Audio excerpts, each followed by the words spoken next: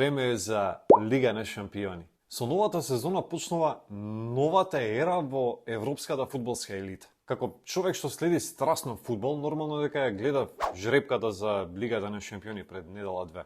И многу работи не ми беа јасни. Една работа е јасна. Наместо во вторник и среда, од сега па натаму ќе следиме Лига на шампиони во вторник, среда и четврток. Ајде да пробаме да го разјасниме новиот формат на Лигата на шампионите. Групната фаза во сите европски надпреварувања Лига на шампиони, Лига Европа и Конференцијска лига ќе има по 36 учесници. Повеќе нема да има групна фаза и ќе се игра во лигашки систем и секоја екипа ќе одигра 8 наместо 6 надпревари. Ќе се игра по систем дома гости, ама не со истата екипа. Сите 8 меча ќе бидат со различни екипи. Првите 8 на табелата обезбедуваат место во осмина финалето, додека екипите од 9 до 24 место ќе играат плейоф за место помеѓу најдобрите 16. Клубовите кои што ќе завршат од 25 до 36 место ќе испаднат од Европа. Нема да продолжат во Лига Европа или Конференцијска лига, туку испаѓаат крај за нив за Европа таа сезона. УЕФА објави дека во нокаут фазата ќе нема промени. Ќе се играат по два надпревари дома и гости со истата екипа, како што беше и до сега, и финале на неутрален терен. По истиот принцип ќе се играат надпреварите и во Лига Европа и во Конференцијска лига.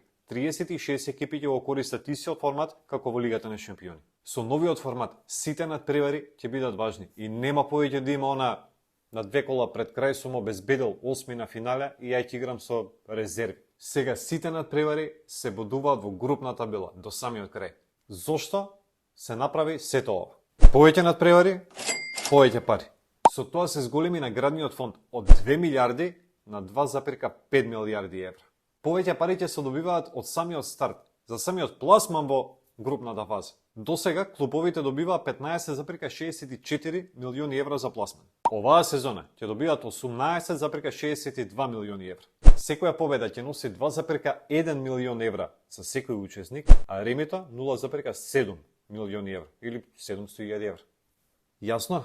Нешто е јасно, нешто не е, ќе видиме. Ајде да видиме што не очекува на стартот на сезоната. Во трите дена ќе следиме по 6 надпревари и речиси секој ден ќе има по некој дерби. Во вторник дербито е во Милано. Милан Ливерпул.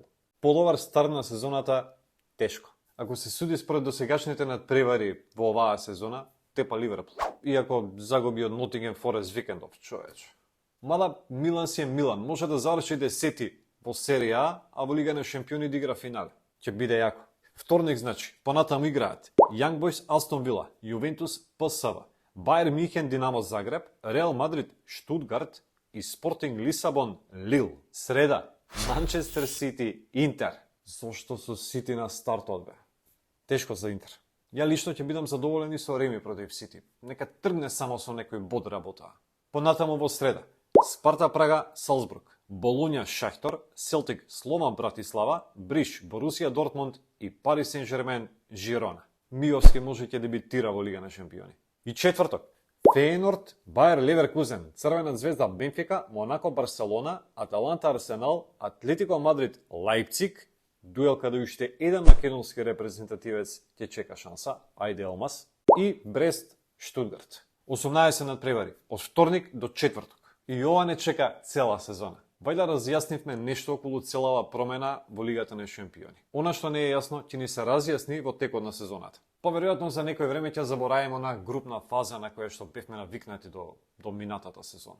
Тоа е тоа. Следете не дечки, следете на YouTube каналот BMG Network, ставете subscribe, ставете лайк и на социјалните мрежи на Overtime with TJ на Instagram и на Facebook и ќе бидете информирани за сите новитети. Веќе во четврток или петок ќе видиме, ќе имаме ново видео. А до тогаш, чао!